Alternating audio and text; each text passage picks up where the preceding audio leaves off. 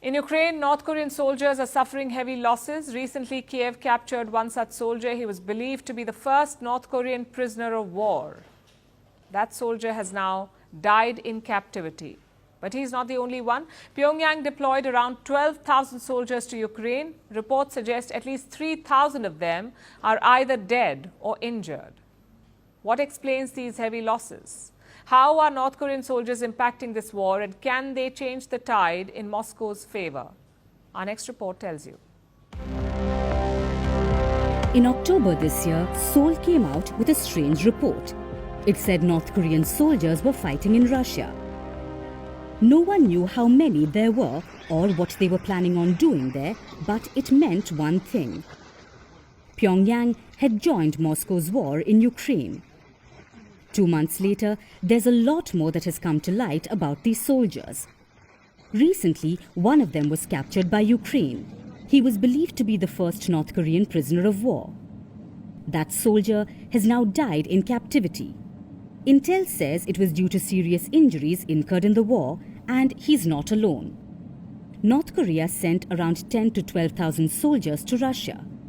Reports suggest nearly 3,000 of them have been killed or wounded in the war. But what are these troops doing there? Most of them have been deployed in the Kursk region, the one Ukraine captured from Russia this summer. But the battle over Kursk is not over. And Moscow was hoping these North Korean soldiers would help tip the scales in their favor.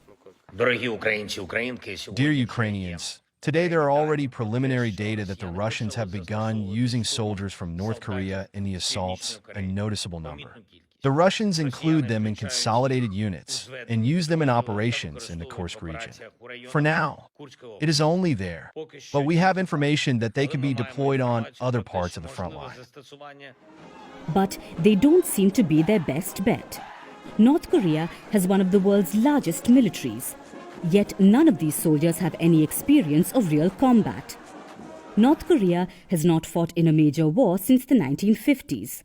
Plus, these soldiers are very young, mostly in their teens or early 20s.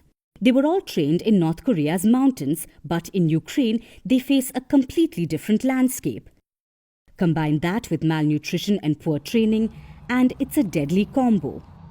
These North Korean soldiers may have been deployed to the front lines, but they didn't know what would hit them. That meant they suffered heavy losses. NIS said that North Korean troops lack of experience in drone warfare, and they were mobilized as frontline storm troops in open terrain which they are unfamiliar with. But what they lack in skills, these troops can make up in numbers and physical tolerance. Most of these troops are from Pyongyang's 11th Corps, which is one of the best units in the country. They may not be great militarily, but they can tolerate physical pain and a high level of psychological torture. Now, neither North Korea nor Russia has talked about these troops. Pyongyang recently mentioned its new alliance with Moscow was effective. But even that statement did not mention the troops. Russia, too, has not directly responded to these reports. Again, no mention of the soldiers. But their silence indicates just one thing. Moscow and Pyongyang are taking their friendship to the next level. First, it was North Korean weapons in Ukraine, and now it's North Korean soldiers. But can North Korea turn the tide in Russia's favor? That remains to be seen.